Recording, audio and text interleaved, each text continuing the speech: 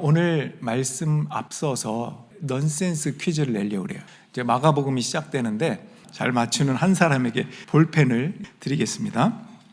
선거도 없이 바로 대통령이 된 사람은 바로왕이에요. 애굽의 바로왕. 자, 이런 식이라는 거예요. 이런 식.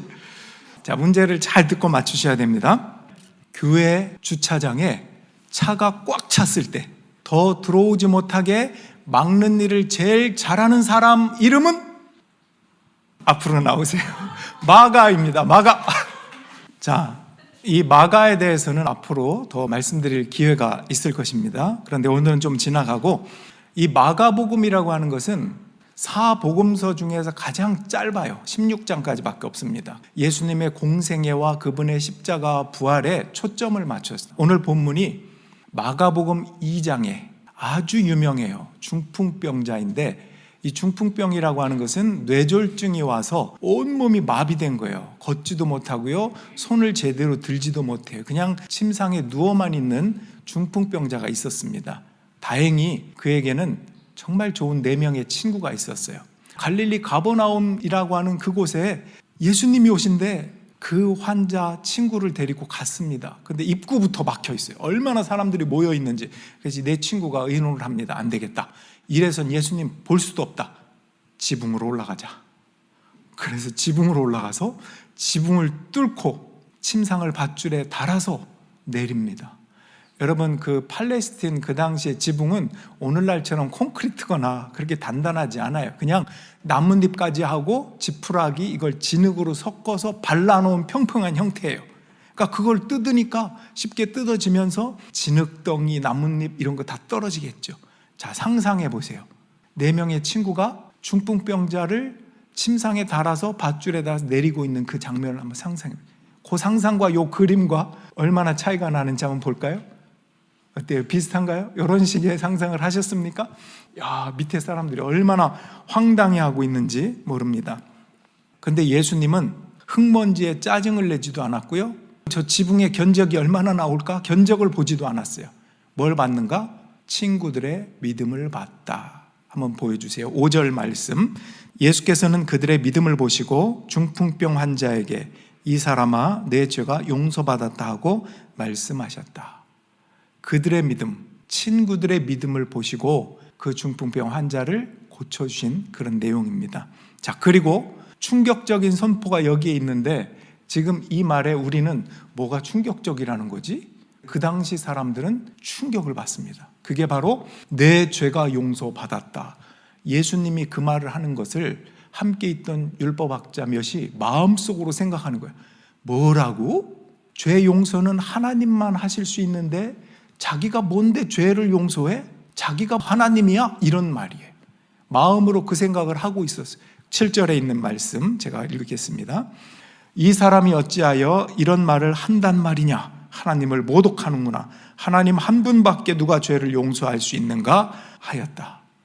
이건요, 그 당시에 그냥 사람들이라면 이거 좀 이상한데, 하나님만 죄를 용서할 수 있는데 저 예수는 왜 자기가 죄를 용서한다고 하지? 우리는 알아요. 그분이 하나님인 걸 아니까 말이 돼. 그렇지, 하나님이시니까 당연히 내 죄 사했다 할 수 있지. 근데 그 당시 사람들은 모르는 거예요. 이런 신성모독이 있나? 그런 생각을 아신 예수님께서 퀴즈를 내십니다. 아까 제가 낸 퀴즈와는 될 수도 없는 정말 기가 막힌 퀴즈를 하나 내십니다. 자, 이 퀴즈를 다시 한번 낼 테니까 여러분도 생각해 보세요. 9절에 있는 말씀 보여주시고, 중풍병 환자에게 내 죄가 용서받았다 하고 말하는 것과 일어나서 내 자리를 걷어서 걸어가거라 하고 말하는 것 중에서 어느 쪽이 더 말하기가 쉬우냐? 예수님이 내신 퀴즈. 어느 쪽이 더 말하기 쉬울까요? 내 죄가 용서받았다 하고 말하는 것이 더 쉽다. 병 고침 받았다, 내 침상을 들고 일어나 가라, 이게 더 쉽다. 확률은 50대 50이에요. 자, 그 당시 모여든 사람들 입장에서 먼저 얘기해 볼게요. 인간의 입장에서 보면 죄사함이 말하기 쉬워요. 왜? 눈에 보이지 않아요. 너 죄사함 받았다, 누가 증명할 거야? 눈에 안 보여요. 그런데 너 병 고침 받았다, 일어나라, 이거는 1초 뒤면 드러나요. 그러니까 그 당시 사람들이 보기에는 병 고침을 받았다, 이게 어려운 거예요. 죄 사함은 눈에 보이지 않으니까 확인할 길도 없어. 그러니까 죄 사함 받았다라고 말할 수 있어요. 하지만 하나님 편에서 보면, 또 믿는 사람들의 편에서 보면 죄 사함이 더 어렵습니다. 병을 고치는 것은 예수님의 말씀 한마디면 돼요. 근데 죄 사함은 그분의 피가 필요합니다. 십자가에서 하나님의 아들로서 죽으시는 그 희생, 피가 필요하기 때문에 더 어렵습니다. 이거를 아는 사람은 알아요. 죄 사함은 사실은 예수님께서 자기 목숨을 내어주신 이 우주에서 가장 값비싼, 그 무엇으로도 바꿀 수 없는 가장 소중한 것, 그것입니다. 예수님은 자기 자신이 죄 사함의 권세, 다른 말로 하면 십자가를 지는 권세를 가진 자다 하는 것을 선포한 격입니다. 아마 아무도 알아듣지 못했을 거예요. 무슨 말을 하시는 건지 몰랐을 것입니다. 우리는 그냥 눈에 보이는 거, 병든 거, 아픈 거, 괴로운 거, 내가 원하는 대로 되지 않는 거, 그 증상만 보고 이것 때문에 기도의 제목을 삼고 있는데, 예수님께서는 그 증상 밑에 깔려있는 근원적인 것들을 봐라, 이렇게 우리를 초대하고 있다는 것입니다. 예를 들면 고속도로에서 여러분들이 운전하는데 열심히 가다 보니까 뭐 이상한 소리도 나고 엔진 경고등 같은 거 알죠? 떴어요. 그럼 여러분은 어떻게 할 거예요? 당황하겠죠? 근데 옆에 조수석에 있던 친구가 내가 해결해 줄게, 망치 어딨냐? 여기 있네. 망치로 탁 쳐가지고 경고등을 싹 없애버렸어요. 그러면 우와 고마워 할 사람이 있어요? 뭐하냐? 이렇게 얘기하겠죠. 그런 것과 비슷해요.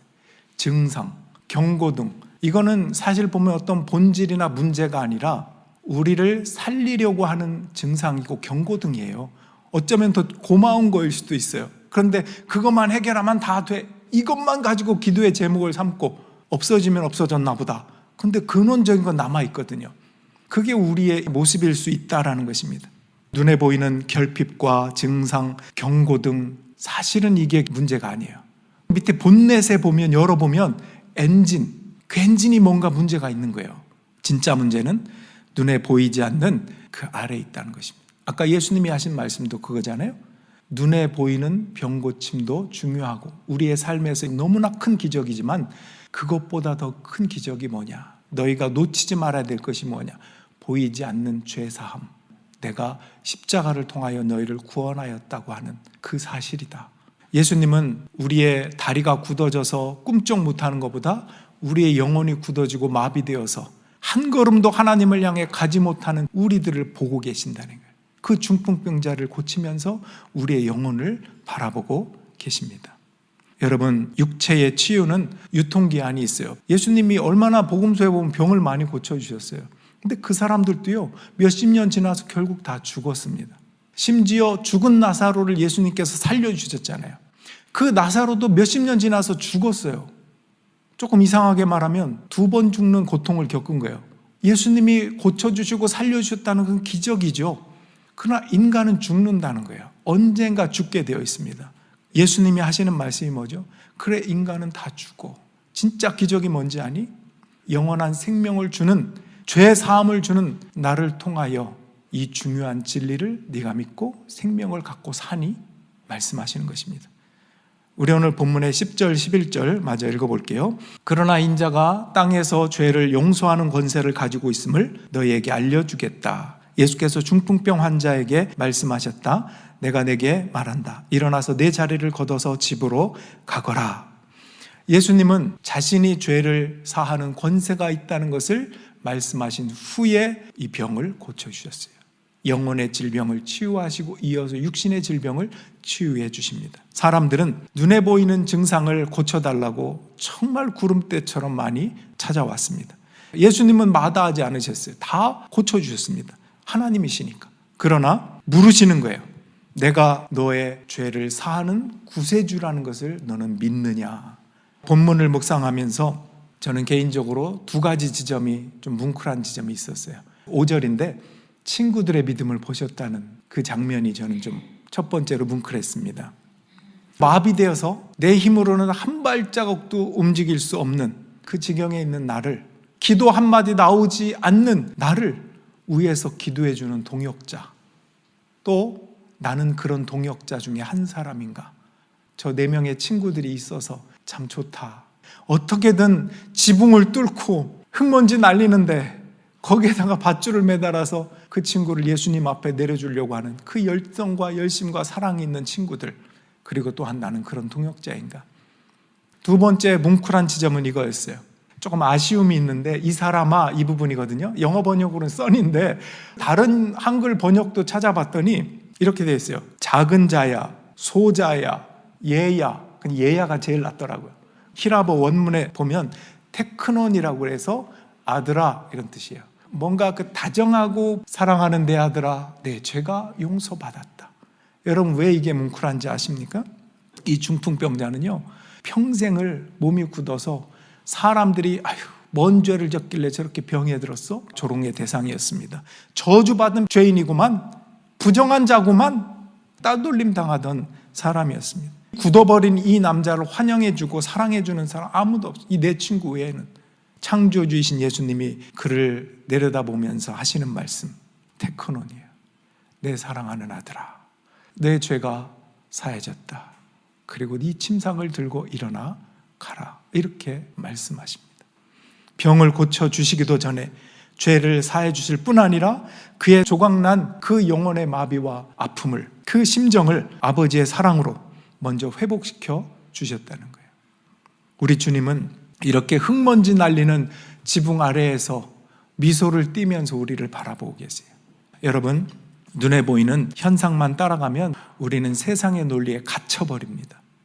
그러나 보이지 않는 그분을 바라보면 세상의 논리보다 더 위대한 논리를 갖게 돼요. 모든 게 은혜, 모든 게 사랑이요, 모든 게 감사예요. 보이지 않는 그 하나님을 내 안에 모신 채 바라보면 모든 게 은혜라는 거예요. 이런 믿음의 눈으로 여러분의 자녀를 보세요. 여러분의 남편과 아내를 바라보세요. 교회 공동체 지체들을 바라보세요. 믿음 안에서 눈에 보이지 않는 그 사람의 진심과 사랑을 볼 수 있다면, 근데 이것은 죄 사함을 받은 성도일 때 그게 보인다는 것입니다. 여러분, 어느 것이 쉬우냐? 이 질문 속에는 우리를 살리기 위해서 가장 값비싼 대가를 십자가에서 치르신 죄 사함의 귀함을 알아라 하는 뜻이 담겨 있어요. 위대한 선물을 가지고 평생을 살겠습니다. 사랑하면서, 기뻐하면서, 은혜로, 감사로, 소망으로 살겠습니다. 돌이켜보세요. 여러분, 하나님과의 관계가 좋습니까? 사람과의 관계가 좋습니까? 육체의 질병이 있습니까? 어떤 아픔과 상처가 있습니까? 근원을 해결해 주신 예수 그리스도, 그분을 만나시길 주님의 이름으로 축원합니다. 주님을 만나고 정서적인, 육체적인, 관계적인 모든 질병이 해결되고 회복되고 치유받기를 축원합니다. 그리고 이 자리는 여러분의 삶의 자리로 가라고 파송받는 자리예요.